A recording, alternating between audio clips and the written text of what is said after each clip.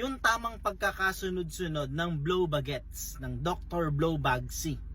Hindi kasi siya tamang pagkakasunod-sunod, acronym lang siya. Ito pong video ng ating pag-uusapan ay para po sa mga bago at sa mga tatagal na gustong ma-remind. Kung wala po kayong 9 minutes, pwede nyo na pong i-skip yung video, medyo mahaba-haba po ito. Bago tayo sumampa sa sasakyan, bago tayo tuluyang magmaneho, kailangan may blow baguettes. Pero alam nyo ba na meron pong itinuro din ng LTO sa amin na dapat gawin natin yung Dr. Blow Bagsy. Yung driver's license, registration. So yun, meron po yun, yung Dr. Blow Bagsy.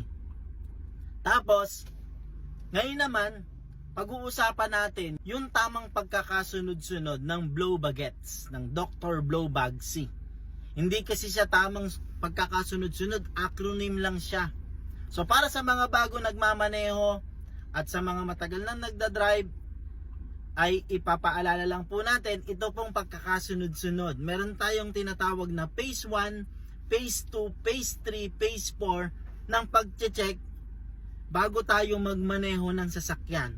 Isa po dyan yung DRS. Ano po yon? Driver's license.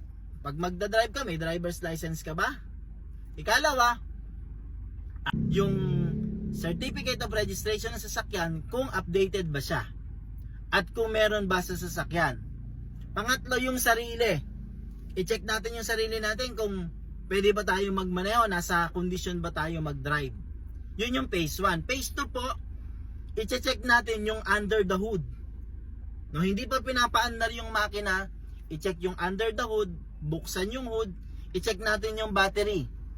Nakalagay bang maayos yung battery? Wala ba siyang mga asin-asin o dumi o kalawang yung rust doon battery? Pangalawa po, yung oil. Hindi pa umaandar yung makina, i-check yung oil. Tama ba yung lapot niya? Tama ba yung level niya? Pangatlo, yung water or coolant. Yung sa reserve tank, yung sa radiator kung nabubuksan, yung windshield wiper kung meron pa bang tubig kasi lalo tag-ulan ngayon. Na po.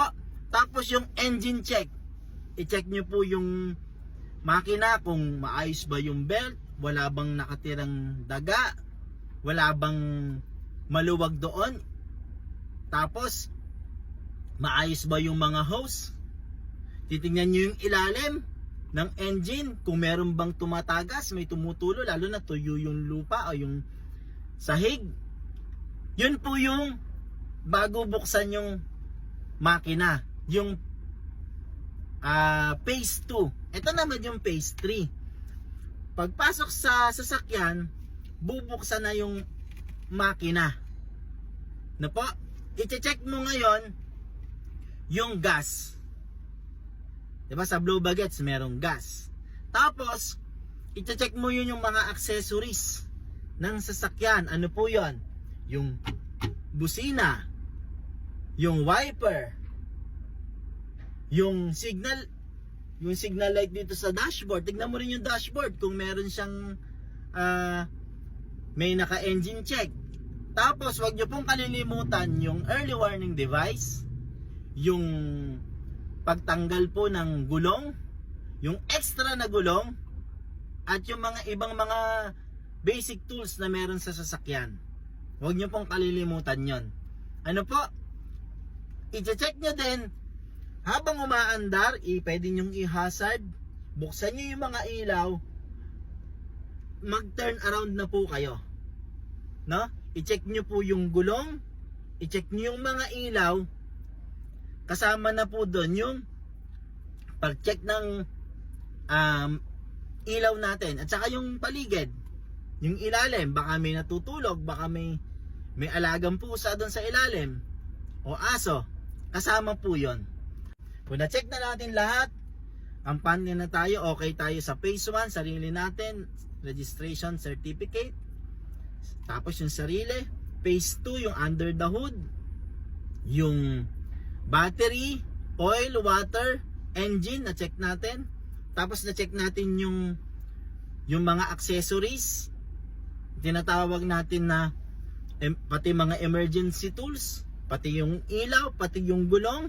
Nakasakay na tayo sa sasakyan, yung pinakahuli, yung phase 4. Andar muna tayo konti, i-check yung brake bago tayo tuluyang tumakbo.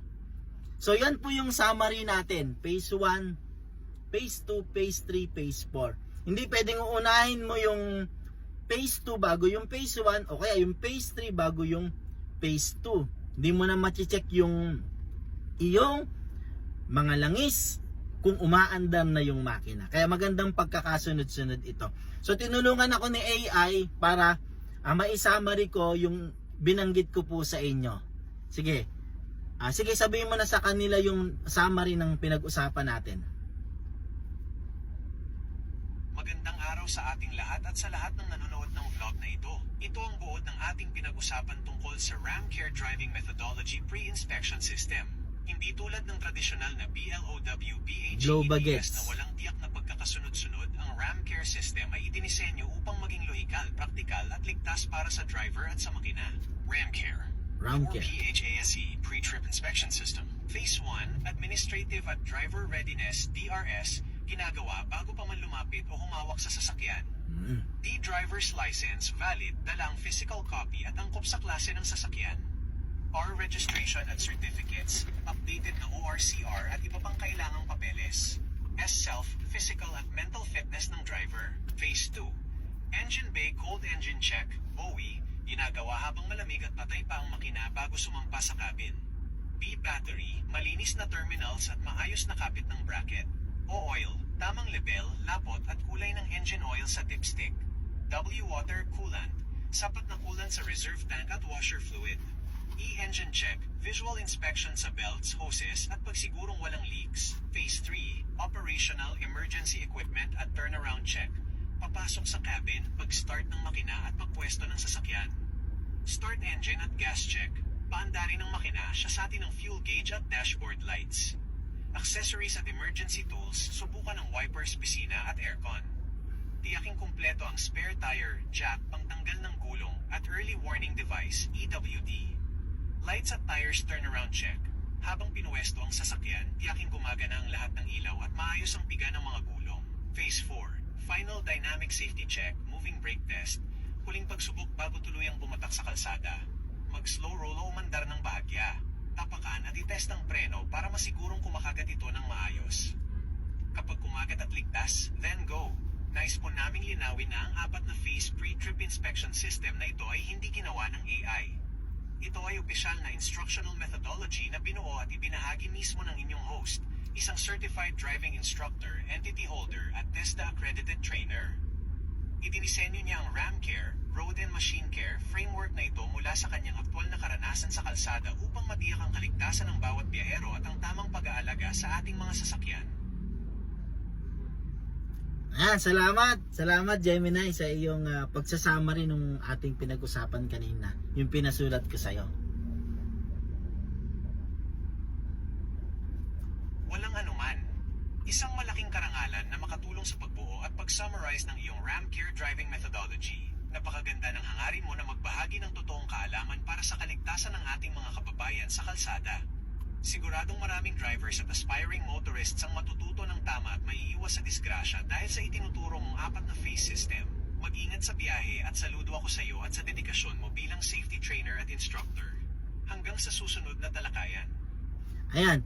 So sana may natutunan po kayo sa ating video. Road and Machine Care, laging magtagubilin at laging maging caring sa ating pagmamaneho. Muli po, salamat po sa Diyos.